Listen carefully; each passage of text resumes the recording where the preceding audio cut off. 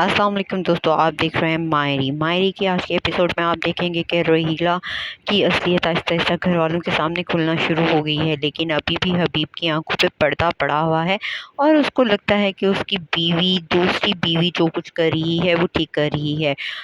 साइका हबीब को बताने की कोशिश करती है उसके इरादे, लेकिन हबीब किसी सूरत पे नहीं मानता, क्योंकि हबीब की तो दिलो दिमाग पे सिर्फ और सिर्फ ज़हीर के बिजनेस पे कब्जा करने की पड़ी हुई है और वो चाहता है किसी ना किसी तरह वो भाभी को नाकाम साबित करके पूरे के पूरे कारोबार पे अपनी अजारादारी कर ले।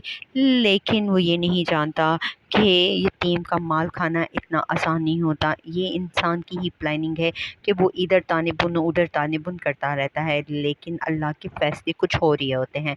व्यूवर्स, वापस आते हैं ड्रामे की तरफ। आज के एपिसोड में आप देखेंगे कि हबीब ने रहीला को कहा होता है कि मेरी एक बहुत ही बड़ी डील है और उसमें बहुत अच्छा प्रॉफिट हो जाएगा। मैं चाहता हूँ कि फ़ाखर और समीना भाभी किसी भी सूरत आज दफ्तर ना पहुँचे, और रहीला भी मान जाती है और कहती है कोई मसला नहीं, मैं तुम्हारे लिए इतना तो कर ही सकती हूँ। और वो अपनी शातिर दिमाग से एक प्लान बनाती है। सुबह ही सुबह घर में तेल गिरा देती है, जिससे एनी फिसल जाती है और समीना उसको देख रही होती है।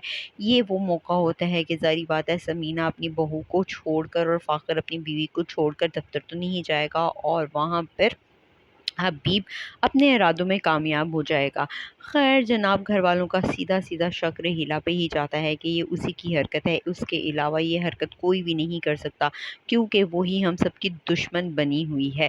खैर जी जनाब, आयशा कहती है एनी तुम बेफिक्र हो, अगर ये काम रहीला ने किया है तो मैं इस दफ़ा उसको छोड़ूंगी नहीं। मैं किसी को हक नहीं दूंगी कि वो मेरी औलाद के साथ इस तरह से करें या उनकी ज़िंदगियों के साथ खेलें।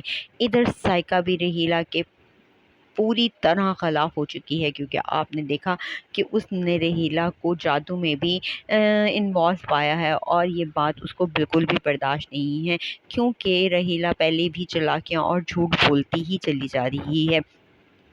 जनाब, समीना भाभी और फ़ाखिर एनी को लेके हॉस्पिटल चले जाते हैं और वहाँ से उसके पाँव पे पट्टी करवा के घर वापस ले आते हैं और हबीब और रहीला अपने मकसद में कामयाब हो जाती हैं।